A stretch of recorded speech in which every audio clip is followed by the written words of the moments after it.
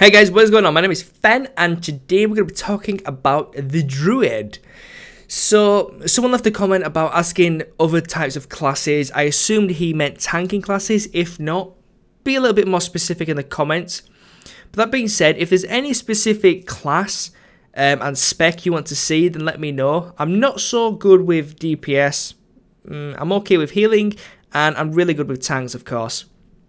So that being said, if there's anything you want to see specifically, specific class, then leave a comment about it. So someone asked basically, can I see another class? So I assumed he meant tanking, and here we are on the Druid. And the Druid is a really, really improved class from Cataclysm. Everything about it has been improved. The amount of cooldowns we have in our arsenal is ridiculous, and just overall, it's really easy to tank with, to be honest.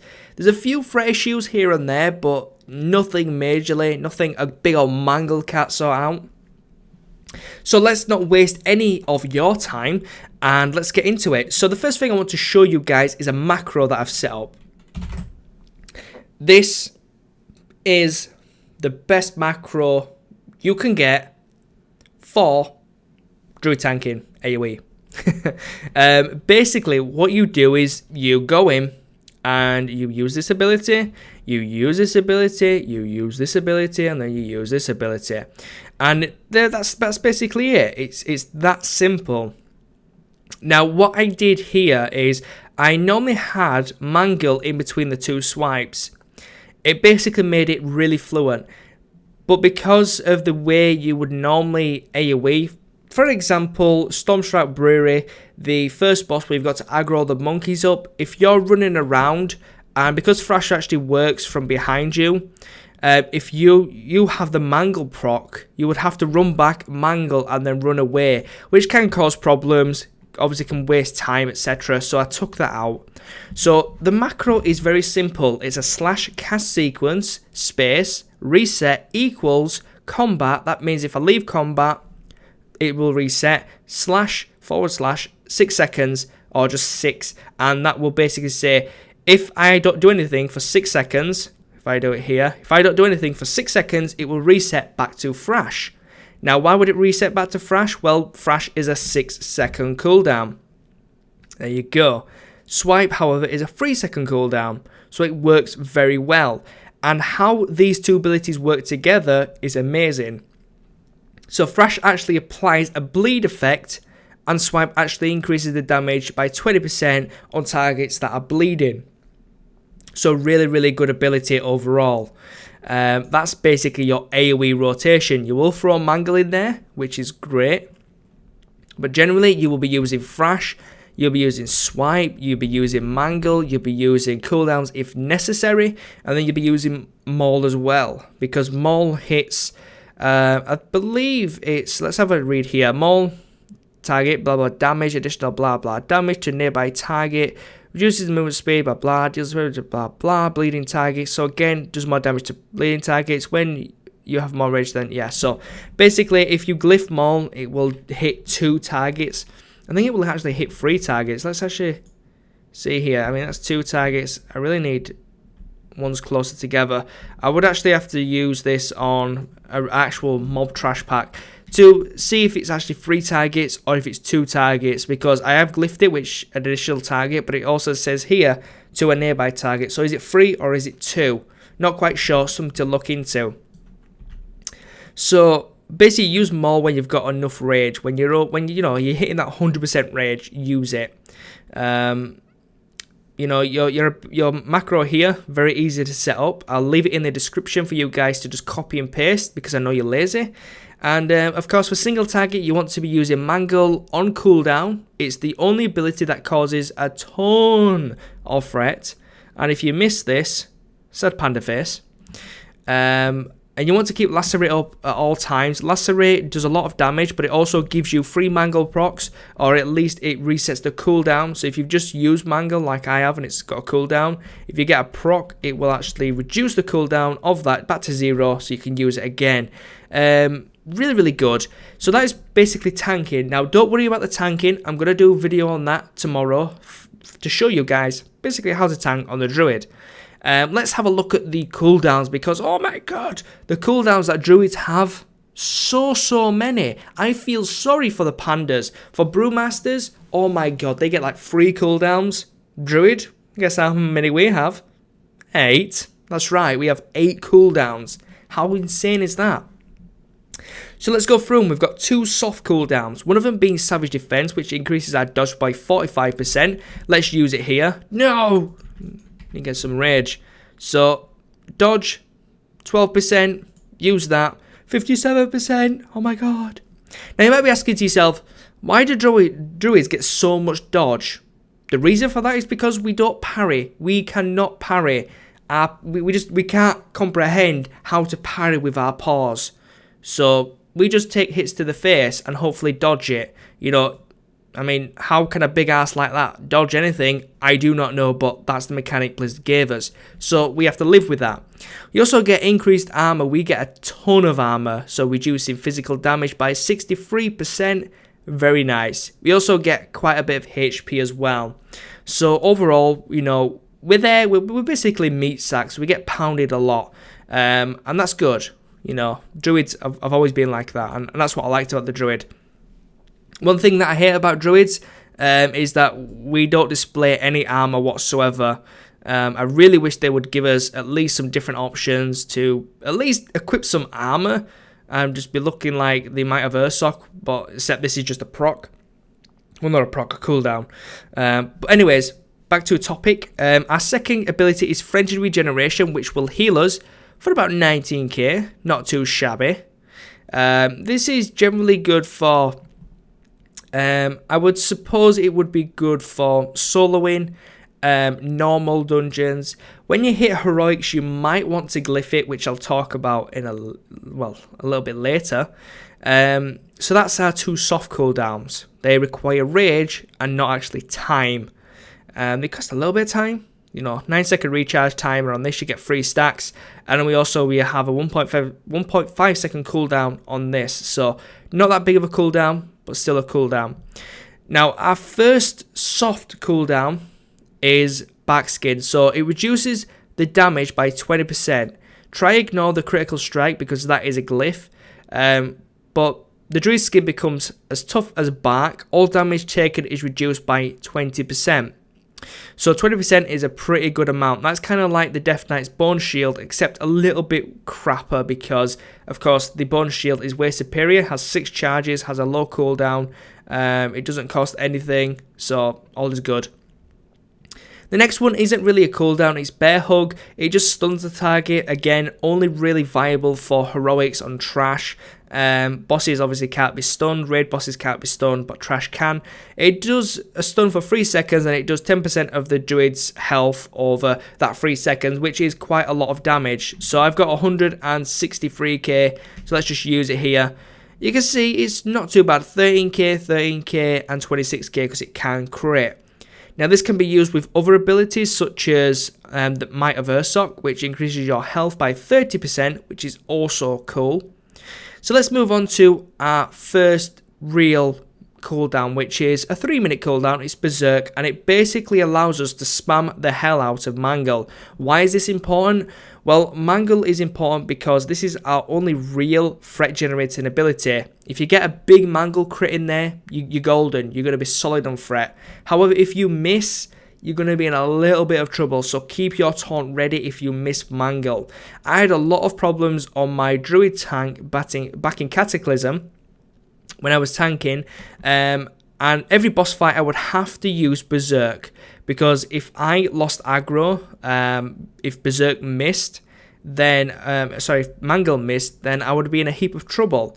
So I would always pop this, and I would just spam the crap out of bosses. So even if I missed the first 1 or 2, I could taunt, and in that few seconds of taunt, that I would actually hit the boss a few times at least and get that threat. So once that's up, then you can start getting your lacerates up, of course, using Mangle, using Thrash, getting lacerate up, you know, using lacerate, and it's just perfect. It is perfect.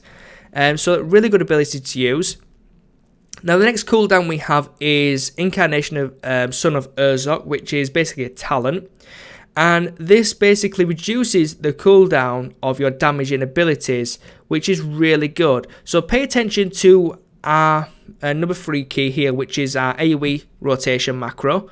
So let's use that. You see it's got a bit of a cooldown, bit of a cooldown, bit of a cooldown, bit of a cooldown. So it is quite a bit of a cooldown, but let's wait for that to reset. And then we'll use the Son of Urzok. So let's use that, and then let's use it now. So you can see the cooldown is a lot shorter.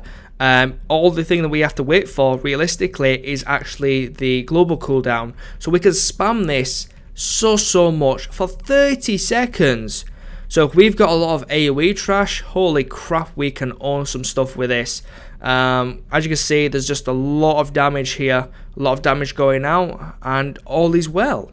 It's a lot of damage, a lot of AoE damage, really, realistically no cooldown whatsoever, so all is well. Now our first defensive cooldown is Survival Instincts, which reduces all damage taken by 50% for 12 seconds. Pretty decent cooldown. Most tanks get something like this, which is cool. You pop it, that's 12 seconds, you go red, you know. Hence the name. Well, I don't know, Survival Instincts, you would expect Berserk to turn you red, but hey, it's okay. So the next ability is the Might of Urzok. So this will increase your current and maximum health by 30% for 20 seconds. Activates bear form. So a few situations this could actually be useful in is if you are in human form and someone's just pulled and you're taking aggro for some stupid reason, you can pop this baby, go into bear form and get your AoE rotation going, and you're golden. And if you're almost dead, you could use your other cooldown, which is Renewal, which will basically heal you for 30% of your maximum health. And because we have this buff up, we've got even more HP, so we use this. 63 gear heal. Pretty damn good. So we've got a lot of survivability, we've got a lot of cooldowns to use, and using these cooldowns is going to make a good Druid even better, and an okay Druid good. So use the cooldowns, make sure you manage them correctly, and you'll be golden. So we've got one last, not really a cooldown, but just an ability. Mighty Bash, it's okay. You know, it's just okay. I'm going to talk about talents now. And I will basically talk about what I think is good, what I think is bad, etc, etc, etc. So let's get going. So Feline Swiftness, increased movement speed by 50%. Now this is personal preference. Would you rather move 50% faster, or would you rather have a charge? Sometimes having that charge is good. Now the good thing about wild charge is it actually works in multiple forms. So aqua form, you're leveling up, and you need to obviously go in aqua form. Increase swim speed by additional 150% for 5 seconds. I mean, that's pretty decent, right? Travel form, leap forwards if you want to get away from someone who's trying to gank you. All is well. Bear form gives you a charge. And shapeshift form, obviously you fly to an ally's position. So overall, it's a very, very good ability. Is it worth the 50% increased movement speed? I think it is. At the minute though, I am going with the Feline Swiftness. The second ability is a no-brainer. The renewal will keep you alive, and that's basically what you want to do. You want to stay alive. If you can heal yourself, and when you're low to top yourself up, then the healer can top you off. All is well. Now, Nature Swiftness could be a viable option as well.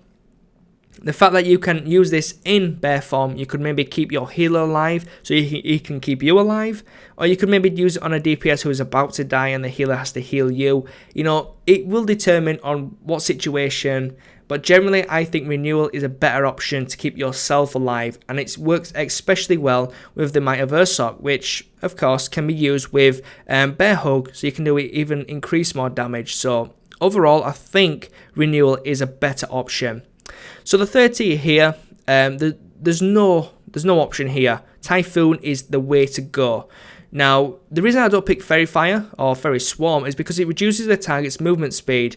It might be good for PvP, not good for PvE. If you slow a mob down, the other mobs around him will get to you faster than that guy, and then he could lose aggro because it's only a Fairy Fire, and you know, shit could go upside down. So don't ever slow mobs down. Get in there, get them tagged up. So if you use wild charge, you can charge in there, of course, and use your AoE combo, which will make you obviously a better tank because you're in there, you're getting all that aggro up and all is well.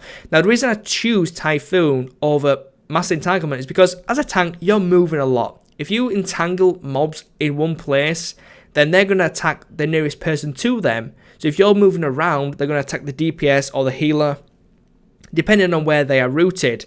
So Typhoon knocks enemies back. It doesn't do any damage, which is fine, but it knocks them back and it dazes them, so it slows them down for 6 seconds. Now this is amazing because if I'm low on HP, let's say I'm 50% HP, I use Typhoon, I knock all them mobs back, it gives me about 3 seconds so the healer can actually get me back up to full HP. And again, I can use some backpedaling, which is only acceptable in PvE, no PvP. I can use Typhoon and I can backpedal because they will be slowed down. I can use that and I can backpedal a little bit, and that will give the healer enough time to heal me. Which is a great ability. I mean, it's really, really a good ability. Definitely use it. So the 4th tier here, there's no competition. Incarnation obviously reduces your AoE and all your other abilities really. So you can spam these abilities as much as you want for 30 seconds. That is insane. It's fantastic. No idea why you wouldn't choose this ability. This one over here for Guardian increases Mangle rage generation by 2. So instead of 5, it's actually 7. Which, I mean, why? Why would you do that? It's stupid. And then, yeah, just leave that. We don't want that. Trees. Trees. Oh, trees. Okay, so the 5th tier is something a little bit different. You could use the Ursoc Vortex, similar way you would use Typhoon, but it is a bit slow. It does take a while to actually react. And by that time, the mobs could be dead, etc. So, not particularly great. Disorienting Roar, could be as good as Typhoon, but because people will be AoEing and stuff, it's just going to break instantly. It could give you a 1 second gap, which is cool, but not enough. So that's why I took Mighty Bash, because stunning a mob that's maybe a healer for 5 seconds means he can't heal, because people generally don't interrupt that often. So if I can interrupt him myself, get a stun in there, it might go a little bit better for our group. Again, so pretty decent. I'm not going to talk about level 90 talents because I'm not 90 yet, so I'm not going to contradict myself saying this one's good and this one's good when I haven't tested them out. So keep that in mind. I will update that in the future. So let's talk about glyphs, because the glyphs for tanking are pretty bad. The ones that I recommend you get are Frenzied Regeneration. Now this will basically give you a 40% increased healing on yourself. So if you heal yourself, it's 40% increased. And if a healer heals you, 40% increased as well. But it no longer actually heals you. So it won't convert rage into health. So I won't no longer get healed for 19k. It will just give me increased healing, which is probably good for heroics and raiding. Definitely raiding. Because 19k heal in heroics and raid is really not that much. It's not a lot, so I wouldn't really waste the rage on that. I'd rather get 40% increased healing, so the healer can heal me for an extra 40% on top of his big heal. So he's healing me for 100k, maybe 120, 130k, pretty decent, right? So that little bit probably could make a big difference. So I definitely recommend getting Frenzy Regeneration, which I will get as I enter heroics. Glyph of Maul, definitely get Glyph of Maul, because if you can hit up to 3 targets, it's all good. Because Maul here, it says that you hit a nearby target. Now, I'm not sure if this is 2 targets or if it's actually 3 targets, because it isn't specific enough. Because it says here in the cooldown, it hits an additional target, and the glyph says hits another additional target for 50%. So is it 3 or is it 2? Not quite sure. We'll have to test that out on mobs. And then you've got Glyph of Fairy Silence, which is basically a ranged silence. It's really good. I mean, it will basically stop casters. You basically funnel them in and actually get your A week going instead of having to, God knows, like go to that and then getting everyone out of position and whatnot. So definitely good. Minor glyphs, whatever you want, doesn't really matter. And that's pretty much it, guys. So I will do a video tomorrow about tanking on the Druid. I'll show you a dungeon. I'll probably do it live so you guys can actually see what I'm doing at the time. Don't forget, this guy is only 86. Haven't really been leveling. I've only actually leveled him through dungeons as a healer. So keep in mind, that's why I don't actually have any better gear than this gear here, which is from my Cataclysm raiding days, which that ain't. I don't know where my other trinket is. But yeah, there you go. So guys, thank you very much for watching. I hope you enjoyed. If you learned anything, give it a thumbs up. If there's anything specific you want to know that I didn't cover, please leave it in the comment section below and I will be glad to answer it. If you want any specific class, guides on anything like that on tanking, then let me know in the comment section below. If you want to see a specific class and not the Druid, you're just starting out tanking, you're playing a warrior or a paladin or a monk or something like that, and you want to know what's the best way of tanking, what's the best talent choices, how would I actually do this rotation, why do I need to do this rotation, etc, etc, then let me know and I'll be really, really glad to actually do a video on this for you guys, because I really enjoy making these videos. So guys, thank you very much for watching. Hope you enjoyed, and I'll catch you in the next episode. Peace out.